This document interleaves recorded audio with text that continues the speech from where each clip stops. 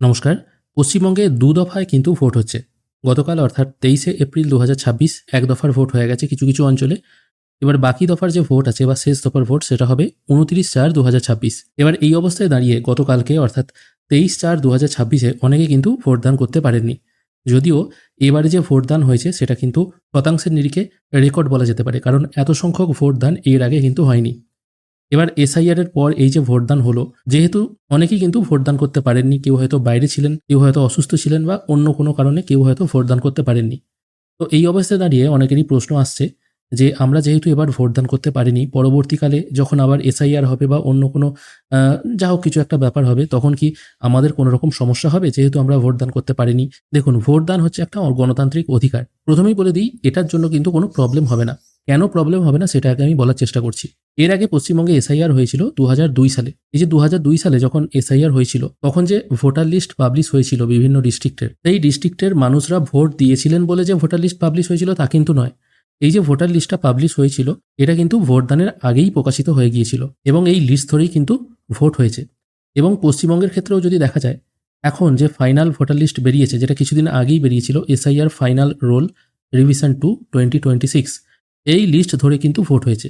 এবার এই লিস্টে কিন্তু সকল মানুষের নাম নেই, যাদের নাম আন্ডার অ্যাডজুডিকেশনে থাকার পর ডিলিট হয়ে গেছে এবং যারা ট্রাইব্যুনালে আবেদন করেছিলেন 23 তারিখেও, যাদের নাম কিন্তু বিচারকরা বিচার করে উঠতে পারেননি বা যাদেরকে বিচারকরা বৈধ বা অবৈধ ভোটার কোনোটাই স্বীকৃতি দেননি। যদিও দুটো লিস্ট বেরিয়েছিল, ট্রাইব্যুনাল সাপ্লিমেন্টারি এবং ট্রাইব্যুনাল ডিলিটেড লিস্ট বেরিয়েছিল, সেখানে খুব কম সংখ্যক মানুষেরই নাম ছিল, সবার যে নাম ছিল তা কিন্তু নয়। এই সেদিক থেকে দেখতে গেলে বহু মানুষই কিন্তু ভোট দান করতে পারেননি। এবার তাদের কথা পরে আসছি। এবার এখানে বলে দিই, যাদের নাম ফাইনাল ভোটার লিস্টে ছিল এবং তা সত্ত্বেও ভোটদান করেননি, তাদের কিন্তু কোনো রকম সমস্যা হবে না। পরবর্তীকালে যখন এসআইআর হবে, তখন তাদের দেখা হবে ২০২৬ সালের লিস্টে তাদের নামটি আছে কিনা। মানে তাদের নেক্সট জেনারেশন আর কি, তাদের সন্তান সন্ততিরা যখন তাদের এসআইআর করবে, তখন দেখবে তাদের বাবা মায়ের নাম, মানে আপনাদের নামটা আর কি ২০২৬ সালে এসআইআরে ছিল কিনা। আপনি ২০২৬ সালে ভোট দিয়েছিলেন কিনা ওটা কিন্তু বড় কথা নয়। ঠিক এই ২০০২ সালের লিস্টের মতো ২০০২ সালের লিস্টে যাদের নাম ছিল তারা যে প্রত্যেকেই ভোট দিয়েছিলেন, এটা কিন্তু বড় কথা নয়। শুধুমাত্র চেক করে দেখা হবে ২০২৬ সালের এসআইআর এর লিস্টে আপনাদের নামটি ছিল কিনা। এবার এখানে বলতে পারেন যাদের নাম এখনো ডিলিট হয়ে গেছে, এখনো নাম ওঠেনি, এরকম তো বহু মানুষের নাম ডিলিট হয়েছে, প্রায় ১ কোটির কাছাকাছি মানুষের নাম ডিলিট হয়ে গেছে। তো তাদের কি হবে? দেখুন, তাদেরকেও বৈধ ভোটার না অবৈধ ভোটার এটার স্বীকৃতি কিন্তু ২০২৬ সালেই দিয়ে দেবে।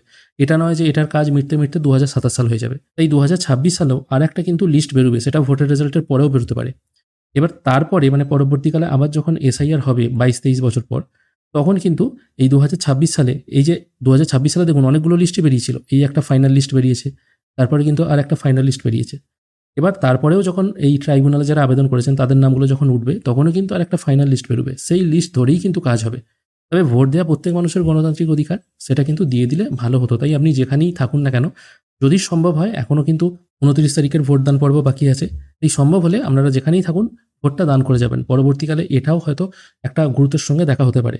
দেখুন, ২০০২ সালে আপনি ভোট দিয়েছিলেন কি দেননি, সে সময় সিস্টেম আলাদা ছিল। কারণ আমি একটা ভিডিও বানিয়েছিলাম, সেখানে আমি দেখিয়েছিলাম ২০০২ সালে সবকিছু ঠিকঠাক আছে, তা সত্ত্বেও ২৮ তারিখে যখন এসআইআর এর ফাইনাল ভোটার লিস্ট প্রথম পাবলিশ হলো ২৮শে ফেব্রুয়ারি, তাও কিন্তু বহু মানুষের নাম বাদ চলে গেছে।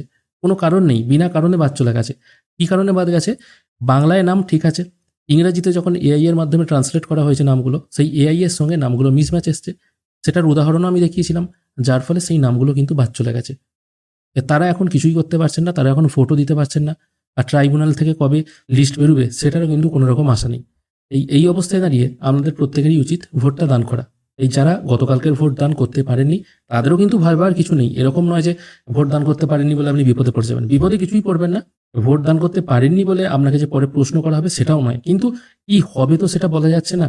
যাদের সবকিছু ঠিকঠাক আছে কিন্তু ইংরাজি নাম ভুলের জন্য, সেটা নির্বাচন কমিশনের সিস্টেমের ভুল, এই জন্য যদি কারোর নাম বাদ চলে যায়, তাহলে ভবিষ্যতে কি হবে কিন্তু কিছুই বলা যায় না। এই অযথা আতঙ্কিত বা উত্তেজিত হয়ে যাবেন না। মোটামুটি একটুখানি আইডিয়া রাখুন, যেটা এখন করতে বলা হচ্ছে সেটাই করে চলাটা আমাদের পক্ষে মঙ্গল। এই ছোট্ট আপডেটটুকুই আপনাদেরকে দেওয়ার ছিল। ভিডিও যদি ভালো লেগে থাকে অবশ্যই একটি লাইক করবেন। ভিডিও দেখার জন্য অসংখ্য ধন্যবাদ। ভালো থাকবেন।